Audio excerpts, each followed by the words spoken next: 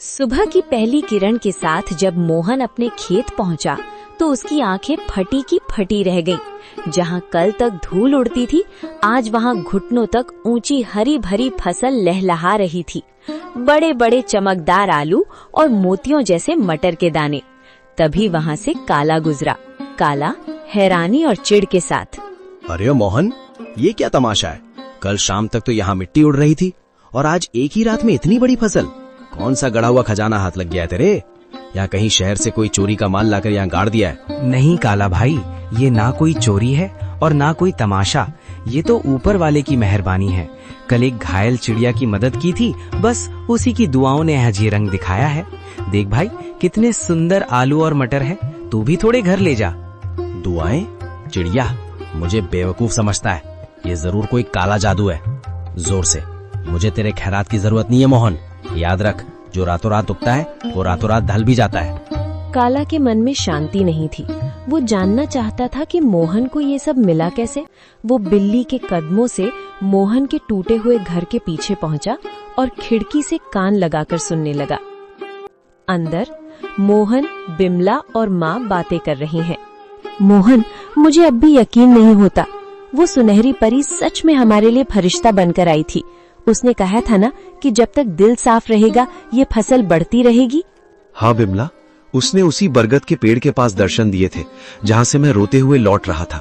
वो दिव्य प्रकाश, वो ममता भरी आंखें, मैं कभी नहीं भूल सकता। काला भाई को शक हो रहा था, पर उसे कैसे समझाऊं कि ये सब दया का फल है। काला खिड़की के बाहर बुदबुदाते हुए, अच्छा तो ये बात है। बरगद का पेड़, परी और सुनहरी पोटली। अगर उस भीख मंगे मोहन को परी मिल सकती है तो मैं तो उससे कहीं ज्यादा चालाक हूँ। मैं भी कल उसी पेड़ के पास जाऊंगा और उस परी से सब कुछ छीन लूंगा। काला सुबह सुबह उसी बरगद के पेड़ के नीचे पहुंच गया। उसने एक जाल बिछाया और एक चिड़िया के आने का इंतजार करने लगा। उसने सोचा कि वो किसी चिड़िया को घायल करेगा और फिर उसकी मदद का नाटक करेगा। कहाँ है वो परी? ओ चिड़िया, बाहर निकल।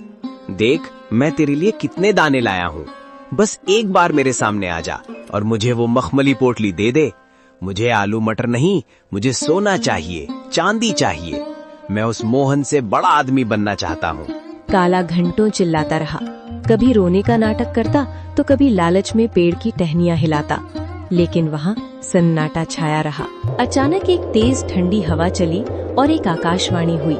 काला, प्रार्थना हृदय से की जाती है, लालच से नहीं।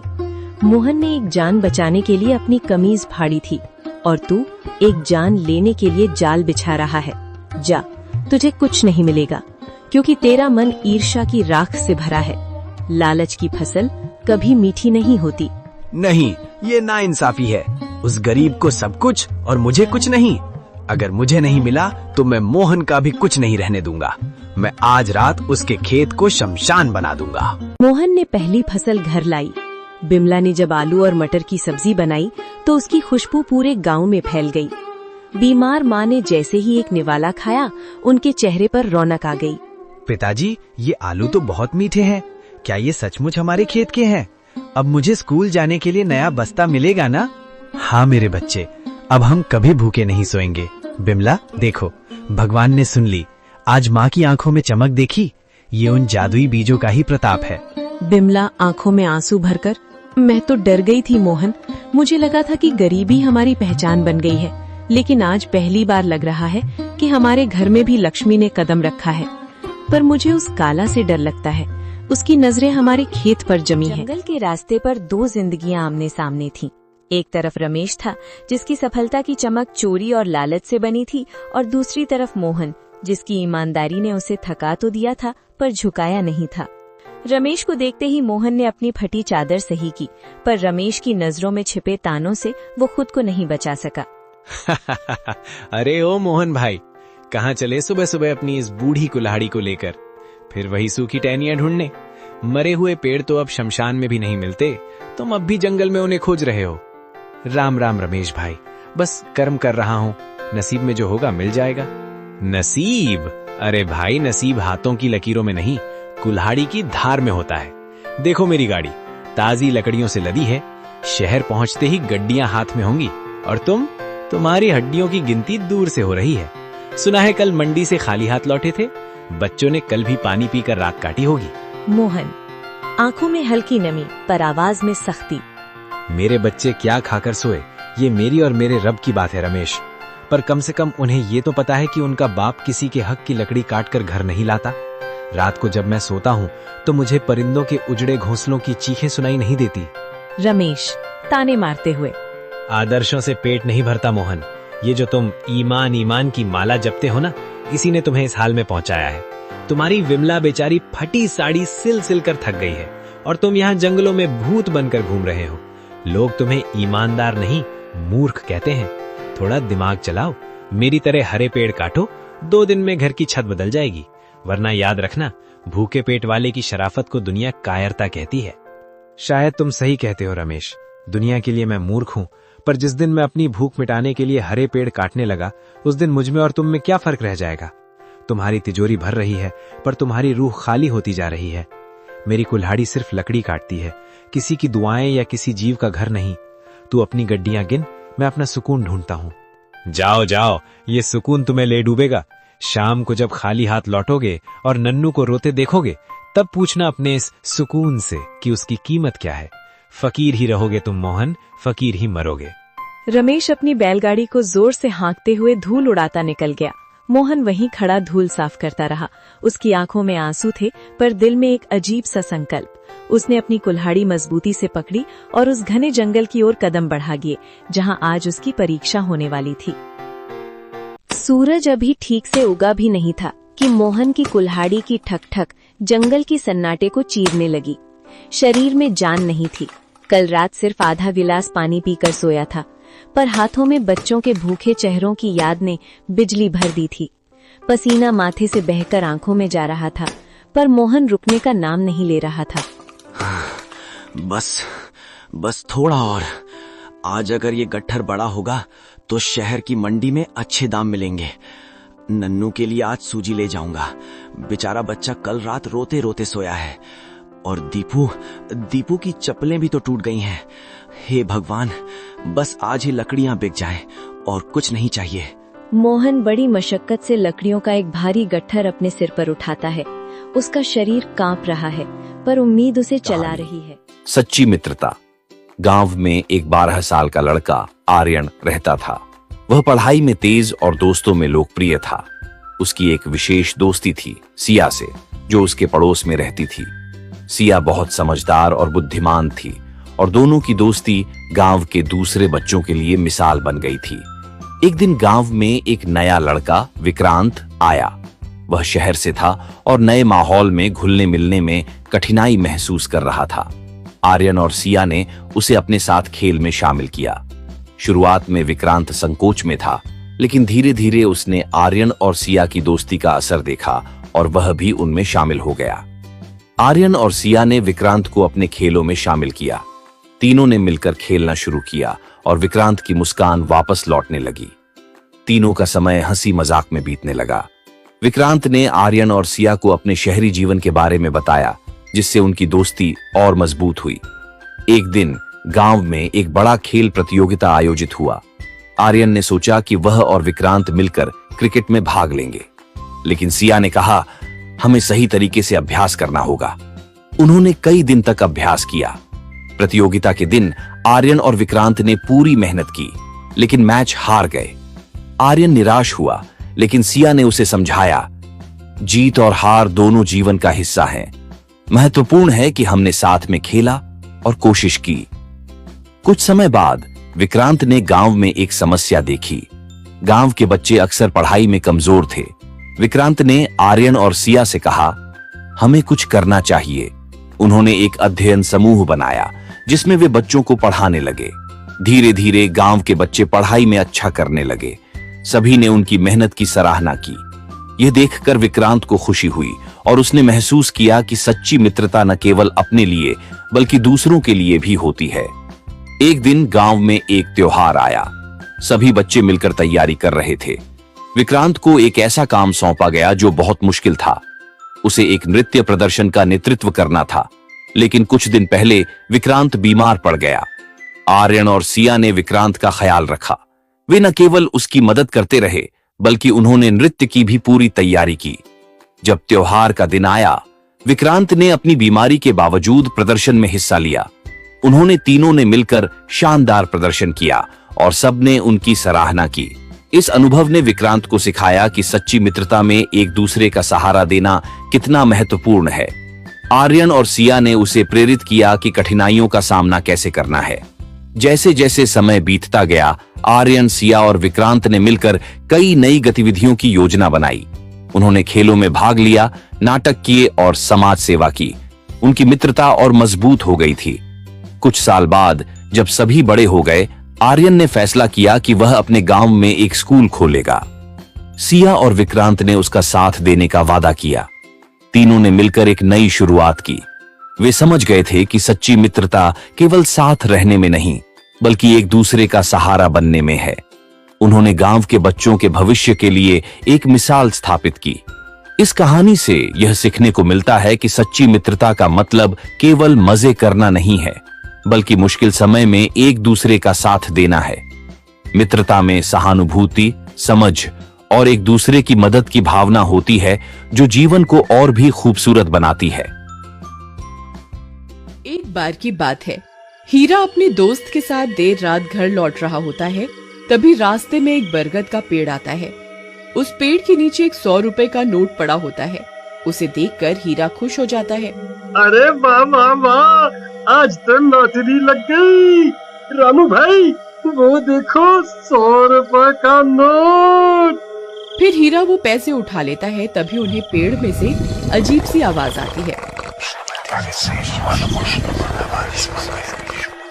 फिर वो जैसे ही ऊपर की ओर देखता है तो उन्हें पेड़ पर एक 2000 का नोट लगा हुआ दिखाई देता है। अरे रामू, वो देख, इस पेड़ पर तो 2000 का नोट लगा हुआ है। मुझे तो यकीन ही नहीं होता भाई। भाई, क्या पता ये पेड़ सच में पैसे देने वाला पेड़ हो। एक काम करो, तुम जल्दी से पेड़ पर चढ़ जाओ और वो नोट तोड़ कर ले आओ।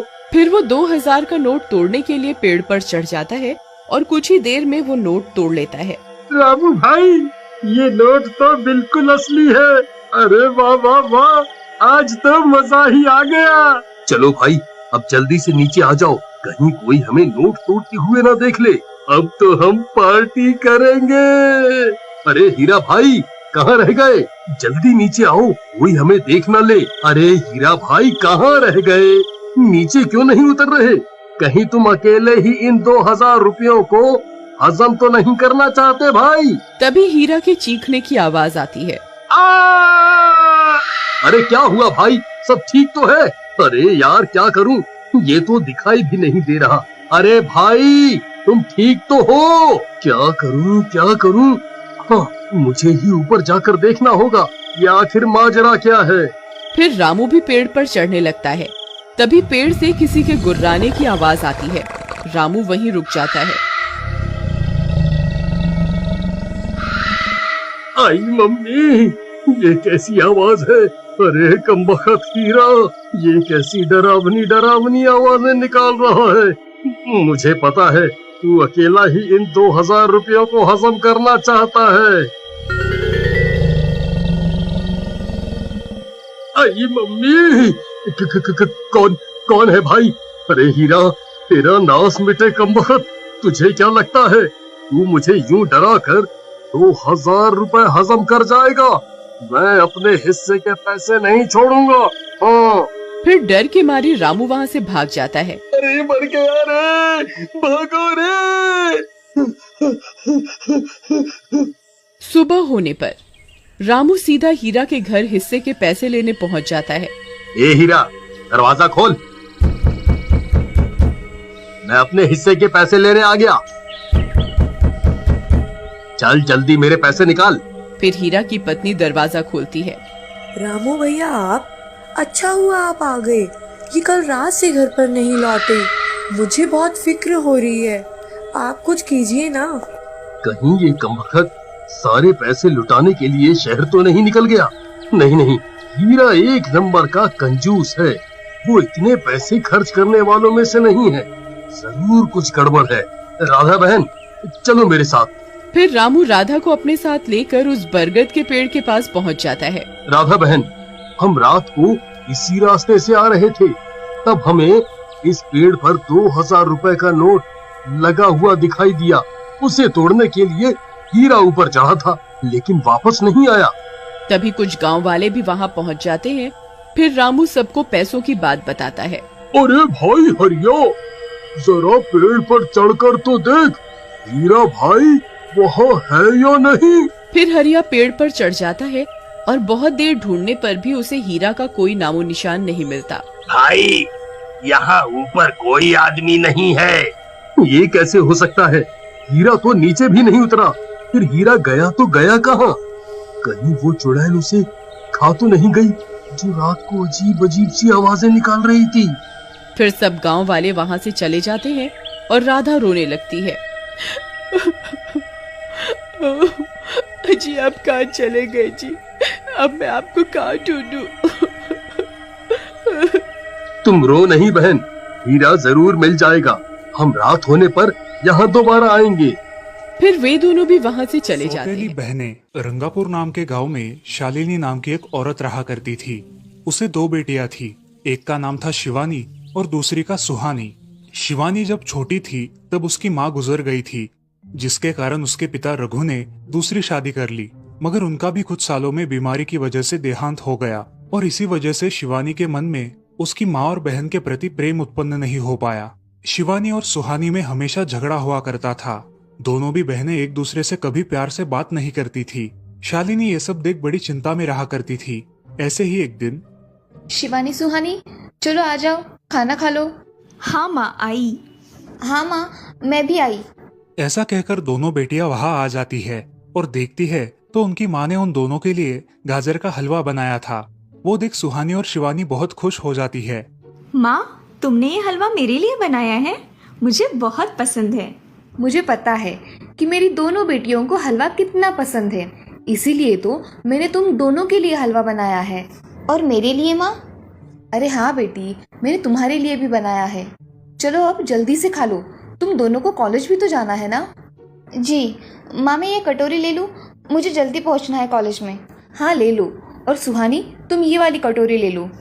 जी माँ। दोनों भी हलवा खाती है और एक दूसरे की ओर बहुत गुस्से से देखकर वहां से चली जाती है। वो दोनों भी कॉलेज में एक साथ पढ़ा करती थी। फर्क सिर्फ इतना था कि शिवानी 3rd ईयर में थी और सुहानी 1st ईयर में। उन दोनों में 2 साल का अंतर था। फिर भी दोनों में हमेशा नोकझोंक हुआ करती थी, जैसे कि वो दोनों एक दूसरे की दुश्मन हो। ऐसे ही एक दिन, दीदी, मेरे कॉलेज की ट्रिप जाने वाली है। तुम्हारी भी ट्रिप जाने वाली है क्या? हाँ, मेरी भी जाने वाली है, मगर मेरा जाने का मन नहीं है। क्यों दीदी? क्योंकि वहाँ पे तुम हो। मुझे भी कोई शौक नहीं है तुम्हारे साथ आने का। मैंने ऐसे ही पूछ लिया। मैं जा रही हूँ। शिवानी और सुहानी एक दूसरे की ओर मुंह फेरकर वहां से चली जाती है। अगले दिन दोनों भी कॉलेज में जाती है। तब उनके टीचर उनसे पूछते हैं, शिवानी, तुम कॉलेज की ट्रिप में आने वाली हो? जी सर, मैं आने वाली हूँ। ठीक है, मैं तुम्हारा नाम लिखवा देता हूँ। जी सर। ऐसा बोलकर टीचर ट्रिप के लिए जाने वाले विद्यार्थियों की लिस्ट बना लेते हैं। घर आकर शिवानी और सुहानी ये बातें अपनी माँ को बताती है। सुहानी, शिवानी, तुम दोनों ट्रिप के लिए जा रही हो, मगर वहाँ जाके झगड़ा मत करना, नहीं तो ट्रिप पे जाने की कोई जरूरत नहीं है। नहीं माँ, हम झगड़ा नहीं करेंगे।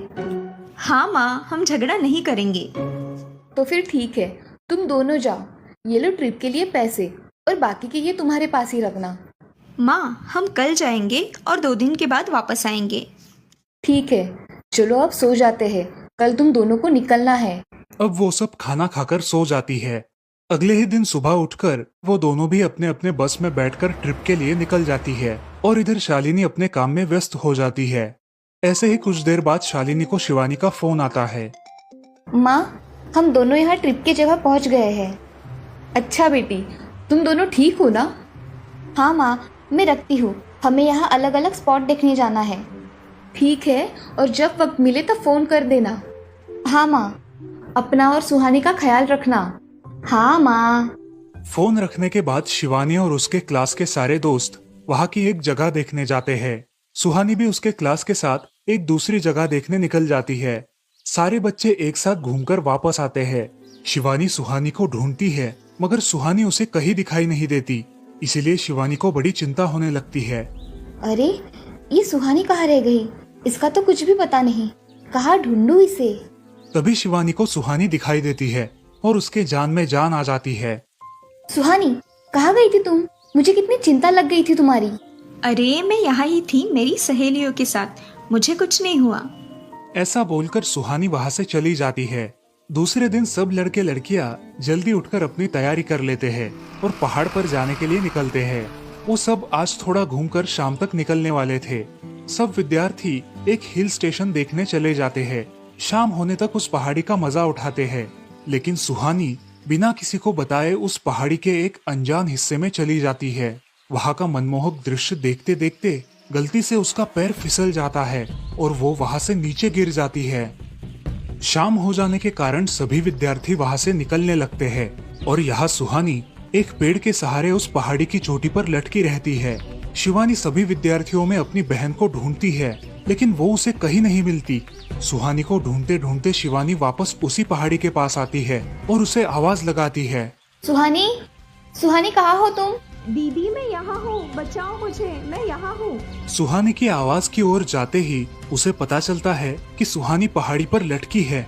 ये सब देखकर शिवानी बहुत घबरा जाती है। शिवानी अपनी पूरी ताकत लगाकर उसे ऊपर खींच लेती है। तुम यहाँ क्यों आई थी? अगर तुम्हें कुछ हो जाता तो मैं क्या करती? माँ को क्या जवाब देती? दीदी मेरा पैर फिसल कर मैं वहाँ गिर गई। मैंने बहुत आवाज दी मगर मेरी आवाज किसी ने नहीं सुनी। तुम ढूंढती हुई आई और मुझे बचा लिया। तुम दुनिया की बेस्ट दीदी हो।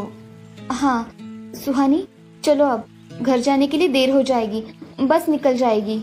सुहानी को ऊपर खींचते वक्त शिवानी के हाथ पर बहुत सारे जख्म हो गए थे, इसीलिए सुहानी अपनी ओढ़नी फाड़कर उसके हाथ पे बांध देती है और अब वो दोनों बस के पास चले जाते हैं। क्या हुआ है शिवानी? हाथ से खून बह रहा है तुम्हारे? कुछ नहीं सर, मैं वहाँ पे गिर गई थी, अब मैं ठीक हूँ। टीचर और सारे छात्र गाड़ी में बैठकर घर जाने के लिए निकलते हैं। घर आने के बाद शिवानी सारी हकीकत अपनी माँ को बताती है और वो सब सुनकर माँ दोनों को गले लगाकर रोने लगती है। तुम दोनों एक दूसरे के साथ होते हो, इसीलिए मुझे कोई टेंशन नहीं रहता, मगर मेरी बच्चियों खुद का भी ख्याल रखा करो। उस दिन के बाद दोनों सौतेली बहनों ने अपने बीच की सब नोकझोंक बंद कर दी और हंसी खुशी सगी बहनों की तरह रहने लगी। दोस्तों, इस कहानी से हमें ये सीख मिलती है कि हम सबको एक दूसरे के प्रति द्वेष की भावनाएं छोड़कर प्यार से रहना चाहिए। चंदनपुर नाम के गांव में चंपा नाम की एक औरत रहती थी। पति, 2 बच्चे और एक बेटी, ऐसा उनका पूरा परिवार था। उसका पति श्रीधर पोस्ट ऑफिस में जॉब करता था। उसके कमाई से ही घर चलता था। चंपा ने अपने घर के सामने एक छोटी सी दुकान खोल के रखी थी। उससे उसे जो भी मुनाफा होता वो अपनी बेटी की शादी के लिए जमा करके रखती। ऐसे ही बहुत दिन बीत जाते हैं। अब बच्चे भी बड़े हो जाते हैं। बड़ा बेटा अशोक डॉक्टर और छोटा बेटा रवि वकील बन जाता है और दोनों अपनी ट्रेनिंग पूरी करने लगते हैं। एक दिन उनकी बहन ज्योति के लिए एक अच्छा रिश्ता आता है और ज्योति की शादी पड़ोस के गांव के सरपंच जी के बेटे से हो जाती है। ज्योति बहुत ही कामचोर और गुस्सा करने वाली होती है। इसी कारण उसके ससुराल से उसे निकाल दिया जाता है। वो अपने पति को लेकर अपने मायके रहने आती है। अब चंपा का जमाई दुकान चलाता है और चंपा और ज्योति आराम से वहाँ रहती है। अरे ज्योति, जरा अपने कामचोर पति को कुछ काम करना क्यों नहीं सिखाती हो? कुछ काम का नहीं है वो। अरे हाँ माँ, उनके पिताजी ने तो उन्हें ही घर से निकाल दिया और हमारे माथे मर दिया। जाने दो, पति है। माँ और बेटी इसी तरह तानेबाजी करती रहती। अब बड़े बेटे अशोक की शादी उन्हीं के गांव के एक लड़की से करा दी गई, लेकिन उस लड़की से भी चंपा बहुत काम करवाती और वो बेचारी सासू माँ का आदर करके सब काम चुपचाप करती थी। एक दिन वो काम करके थक गई और एक जगह पर बैठ गई। ए कामचोर कमला, इतना सारा काम पड़ा है घर में, क्या वो तुम्हारा बाप आके करेगा? चलो उठ, काम कर। हाँ हाँ माँ जी, करती हूँ। ऐसा कह के कमला अपने काम पर लग जाती है और सारा काम खत्म कर देती है। चंपा अपने बेटे अशोक से घर आने के बाद चुगलियां किया करती थी। अशोक घर आकर कमला को बहुत भला बुरा कहता और कभी कभी तो उस पर हाथ भी उठाया करता था। ये सब रवि देखा करता था और रवि को बहुत बुरा लगता था। अशोक मारने आता तो रवि बीच में पड़ जाता और माँ बाप को डांटता था और वही झगड़ा खत्म हो जाता था। ऐसा बहुत दिन चलता रहा। रवि को रंजना नाम की एक लड़की बहुत पसंद थी, जो कि एक न्यूज रिपोर्टर थी। क्या तुम मुझसे शादी करोगी? मुझे तुम बहुत पसंद हो। हाँ, मगर रवि, तुम्हारे घर में तुम्हारी माँ का बर्ताव मुझे बिल्कुल पसंद नहीं है, इसीलिए पहले तुम इसका कोई हल निकालो। अरे रंजना, मैं हूँ ना तुम्हारे साथ, तुम्हें टेंशन की क्या बात है? मगर रवि, तुम भी अगर मुझे मारने पीटने लगे तो मैं तुम्हें कोर्ट में खींचूंगी। अरे हाँ बिल्कुल, वो तो तुम्हारा अधिकार है। अगले दिन रवि अपने घर में रंजना के बारे में बताता है। रवि की माँ चंपा उसे साफ मना कर देती है। रवि, तुम्हें कुछ समझ आता है या नहीं? अपनी बिरादरी की लड़की से शादी करो बेटा। इस घर में ये आखिरी शादी है और मेरे भी कुछ अरमान है बेटा। अजय, आप कुछ कहते क्यों नहीं? हाँ बेटा, तुम्हारी माँ सही कह रही है, तुम इसकी बात मान जाओ बेटा। नहीं पापा, मैं शादी करूंगा तो सिर्फ रंजना से, वरना मैं शादी नहीं करूंगा। सब चुप हो जाते हैं। अगले दिन रवि मंदिर से शादी करके घर आता है। सब अचरज से रवि की ओर देखते हैं और चुपचाप अपने कमरे में चले जाते हैं। कमला उन दोनों का स्वागत करती है और वो दोनों अपने कमरे में जाते हैं। कैसे लगा मेरा घर? अच्छा है, मगर सब मिलजुल के रहे तो और भी अच्छा होगा। रंजना, तुम्हें मेरी माँ को सबक सिखाना होगा, तभी घर के सारे सदस्य ठीक हो जाएंगे। ठीक है रवि, जैसा तुम चाहो। अगले दिन रंजना अपने घर के मंदिर में पूजा करने जाती है। तभी रुको, मेरे भगवान के मंदिर में तुम मत आओ, जाओ यहाँ से। ये कहकर सास रंजना को वहाँ से भगा देती है और घर के किसी भी काम को करने से मना कर देती है। तब क्या माँ जी, आज से मैं इस घर की बहू हूँ। इस घर पे मेरा भी उतना ही अधिकार है जितना कि आपका। क्या बोल क्या रही हो? निकल जाओ मेरे घर से। खबरदार अगर हाथ भी लगाया तो। पता है ना, मैं न्यूज रिपोर्टर हूँ। रातों रात खबर छाप दूंगी और कोर्ट के चक्कर लगेंगे वो अलग, समझिए आप। सास चुपचाप देखने लगी और उसकी बेटी और ससुर भी देखते ही रह गए। रंजना ने कमला से कहा, दीदी, मुझे आपसे काम है, आप मेरे कमरे में आइए। और हाँ, आज से खाना ज्योति दीदी आप बनाएंगी। अरे माँ, तुम कुछ बोल क्यों नहीं रही हो? ये मुझे काम करने को बोल रही है। अजय, सुनते हो? चलो मेरी मदद करो। हाँ आता हूँ। ज्योति किचन का काम करने चली गई और सास बाहर का काम करने लगी। रंजना कमला को लेकर अपने कमरे में गई और उससे कहा, कमला दीदी, आप कुछ कहते क्यों नहीं? आप चुपचाप सह लेती हो, उसका ये नतीजा है। अब देखो दीदी कैसे काम कर रही है। आप कुछ काम करती थी क्या शादी के पहले? नहीं रंजना, मगर अब घर से ही अपना खुद का कुछ व्यवसाय शुरू करने का सोच रही हूँ। बहुत अच्छे दीदी, अब आप किसी से मत डरिए, हम हैं आपके साथ। सच में किसी के साथ होने का कितना महत्व होता है। अब उसकी सासू माँ ही घर के सारे काम करने लगी थी और ज्योति को काम करवाने की वजह से ज्योति भी अपने ससुराल जाने की सोच रही थी। अजी, यहाँ तो काम वाली से भी ज्यादा बुरी हालत हमारी हो गई है। चलो हम हमारे घर चलते हैं, सब है हमारे यहाँ। अरे रे, आप कहाँ चली? अभी भी काम बाकी है। ज्योति का पति रंजना से धन्यवाद कहता है और ज्योति को लेकर अपने घर चला जाता है। अब सासू माँ एक दिन पूरा काम करके इतना थक जाती है कि उसके बदन में बहुत दर्द होने लगता है। तब दोनों बहू सास के पास चली आती है और एक बहू सास के पैर दबाती है तो दूसरी बहू सर दबाती है। सासू माँ उठकर रोने लगती है। मुझे माफ कर दो मेरी बेटियों, अब से कभी ये गलती नहीं होगी। सास को उसके किए पर पछतावा होता है और ये देखकर घर के सभी सदस्य बहुत खुश हो जाते हैं। रवि और रंजना भी बहुत खुश होते हैं। वाह बहू, जो आज तक नहीं हुआ वो तुमने करके दिखाया। बहू हो तो ऐसी। रंजना अपने बर्ताव के बदले माफी मांगती है और अब सब लोग खुशी खुशी रहने लगते हैं। तो दोस्तों, इस कहानी से हमें ये सीख मिलती है कि हम सब मिलके परिवार बनता है और हम सब परिवार का महत्वपूर्ण अंग होते हैं। परिवार के काम मिल बांट कर करना ये हमारी वैयक्तिक जिम्मेदारी है।